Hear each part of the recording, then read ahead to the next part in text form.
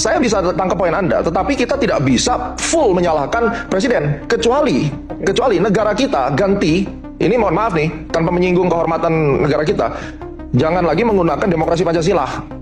Kita menggunakan ideologi Pancasila sosialis, tangan besi, hantam seperti China. Salah satunya itu ada di presidennya gitu. Presidennya nggak mampu melakukan koordinasi manajerial terhadap para pembantu-pembantu. Jadi begini, Pak. Ini kan yang Anda mau sebut. Menarik, Pak. Tapi kita perlu tahu bahwa Pak Prabowo itu baru pimpin 1,5 tahun. Kita mau jujur-jujuran nih. Kasih presiden siapapun, seperti yang tadi Bapak bilang, saya setuju sekali. Kasih presiden siapapun duduk, minimum 20 tahun, Pak, baru bisa beresin. Karena ini merupakan warisan. Nah, oke, Pak. Jadi POV saya demikian, karena saya melihat dari perjalanan past performance. Kalau kita tanya dulu misalnya eranya Pak SBY, jawabannya sama seperti Anda. 20 tahun nih. Di zaman Pak Jokowi, 20 tahun nih. Dari SBY ke Jokowi udah 20 tahun. Betul, setuju. Mestinya udah selesai dong. Iya, benar. 20 tahun aja. Di era Pak Prabowo itu mestinya udah, kalau menggunakan istilah Orde Baru dulu, lepas landas nih. Saya setuju. Nah sekarang Anda merasa kita sedang lepas landas atau sebaliknya kita sedang mundur? Kita lagi nunggu, Pak, mau take off. Nggak take off, Pak. Prinsipnya itu yang saya rasakan. Dan pertanyaannya kenapa?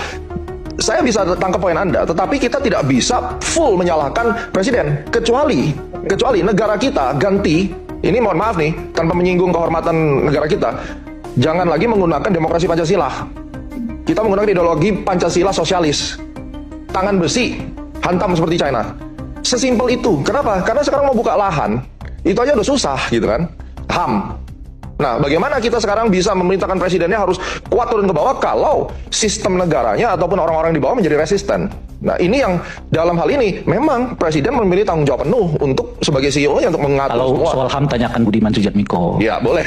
Beliau ini korban dari penegakan hukum yang Anda sebutkan tadi tuh, yang keras itu, Ya. di zaman Orde Baru.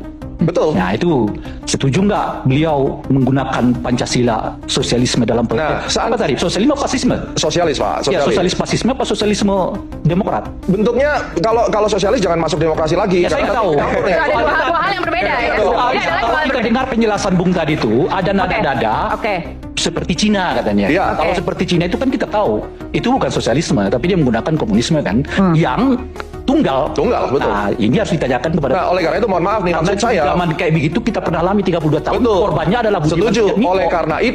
Oleh karena itu disclaimer-nya adalah kita tidak bisa meminta satu tunggal presiden untuk beresin semua ini dalam 1,5 tahun.